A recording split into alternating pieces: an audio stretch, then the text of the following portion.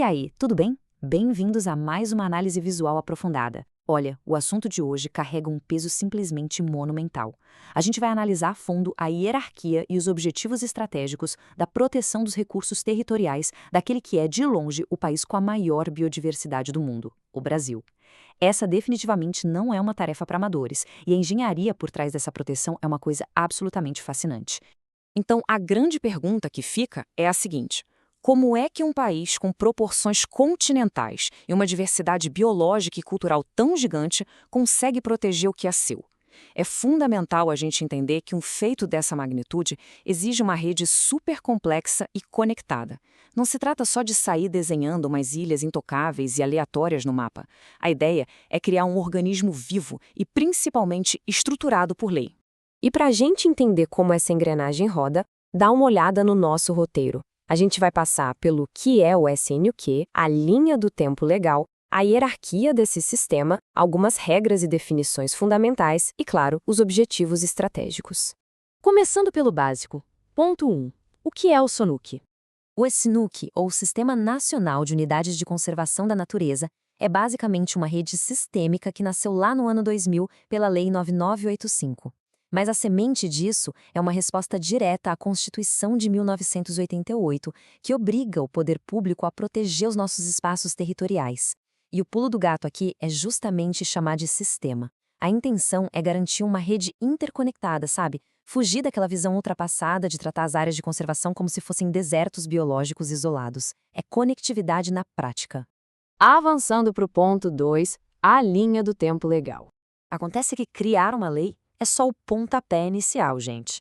Tudo começa no planejamento, fazendo um inventário detalhado de tudo que tem na área, tanto da biologia quanto das pessoas que vivem lá. Aí sim vem a criação, que é a canetada, a lei ou o decreto. Mas olha só, a verdadeira proteção está nos próximos passos. A implantação, que é botar dinheiro e equipe lá dentro, e por fim a gestão, que é guiada pelo famoso plano de manejo. Ignorar essa sequência de passos é literalmente a raiz histórica de um monte de conflitos territoriais que a gente vê por aí. Chegamos ao ponto 3, e aqui a gente precisa analisar com calma a hierarquia do sistema. O que é sensacional aqui é como essa composição blinda a conservação. O SNC opera em 3 níveis: federal, estadual e municipal. Essa hierarquia toda funciona como um verdadeiro escudo sistêmico. Ela protege a natureza de reviravoltas políticas repentinas que rolam em níveis locais. A lei garante que alterações só possam ser feitas por outra lei. E um detalhe muito curioso: até mesmo as RPPNs, que são as reservas particulares do patrimônio natural, áreas 100% privadas, exigem um ato do poder público para entrar no sistema. Não é bagunça, tem um controle rígido. Ponto 4. Regras e definições fundamentais.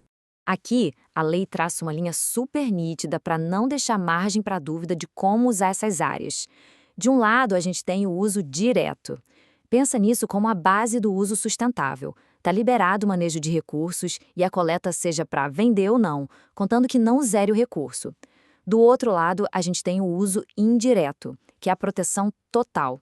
Nada de consumo, corte ou coleta. O foco aqui é puro ecoturismo, educação ambiental e pesquisa.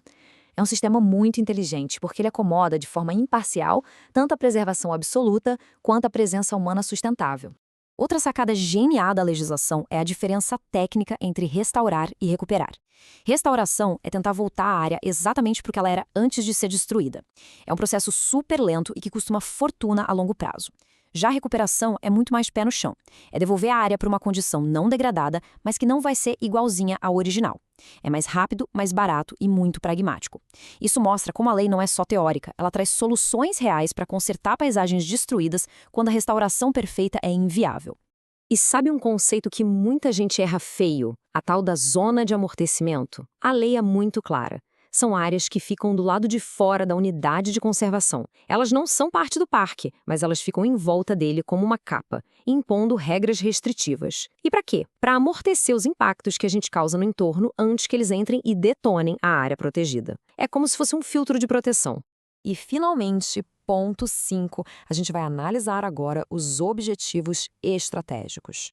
Para colocar o tamanho desse desafio em perspectiva real, dá uma olhada nesse número, quase 12 milhões. Isso mesmo, 12 milhões de pessoas moram hoje dentro de unidades de conservação no Brasil. Esse dado quebra totalmente aquele mito de que essas áreas são vazias de gente, como se fossem redomas de vidro. Na verdade, elas são polos socioeconômicos vitais para o país. E se a gente jogar isso no mapa, olha só, 74% dessa galera toda está concentrada nas regiões Nordeste e Sudeste do Brasil. E não acho que são só bairros espremidos do lado de um parque florestal na cidade grande, não. A gente está falando da inclusão real de populações tradicionais, como os extrativistas, as comunidades quilombonas e os povos indígenas. O modo de vida dessa galera é, por si só, uma ferramenta incrível e ativa de conservação. Então, para dar conta de toda essa mistura de natureza e gente, os objetivos estratégicos do sistema se apoiam em 4 pilares. São eles: proteção ecológica e biológica, serviços ecossistêmicos, o pilar científico e educacional e o socioeconômico e cultural. Juntos, esses pilares pegam o que seriam apenas terras isoladas e as transformam em verdadeiros motores para nossa sobrevivência e estabilidade econômica. Olhando bem de perto para os 2 primeiros pilares, os benefícios ficam muito evidentes na nossa vida. No aspecto ecológico, manter a diversidade genética hoje em dia é tipo guardar a maior e mais importante biblioteca viva da Terra. Pensa nas lavouras modernas, todas iguais? Proteger as espécies na natureza é o nosso maior seguro contra pragas que podem acabar com a nossa comida. E os serviços ecossistêmicos? Bom, basta você olhar para o Parque Estadual da Cantareira para entender. Ele simplesmente protege a água de milhões de pessoas na gigantesca cidade de São Paulo. É o suporte da vida moderna. E os pilares científico e socioeconômico mudam a regra do jogo também. A educação ambiental impede que as novas gerações achem normal ver a natureza destruída e comecem a achar que uma plantação de eucalipto é floresta. Ela mantém a nossa percepção afiada e, no bolso, o impacto é surreal. Pega o exemplo do Parque Estadual do Ibitipoca, lá em Minas Gerais. O turismo e uso público daquele parque transformaram a realidade da vila, tirando a galera da vulnerabilidade e criando um boom econômico super focado em riqueza sustentável. Para fechar nossa análise de hoje, eu queria deixar uma provocação para a gente pensar. O Snook fornece serviços inegáveis que mantêm a gente vivo, né? Da água que sai da torneira até o clima equilibrado e o dinheiro girando na economia local. Mas o gargalo continua sendo a eterna falta de grana e de equipe para fazer isso tudo rodar. A pergunta que fica martelando é: será que a gente, como sociedade, está investindo o suficiente para manter de pé essa rede que literalmente sustenta o nosso país? Fica a reflexão. Muito obrigado por acompanhar mais essa explicação e até a próxima.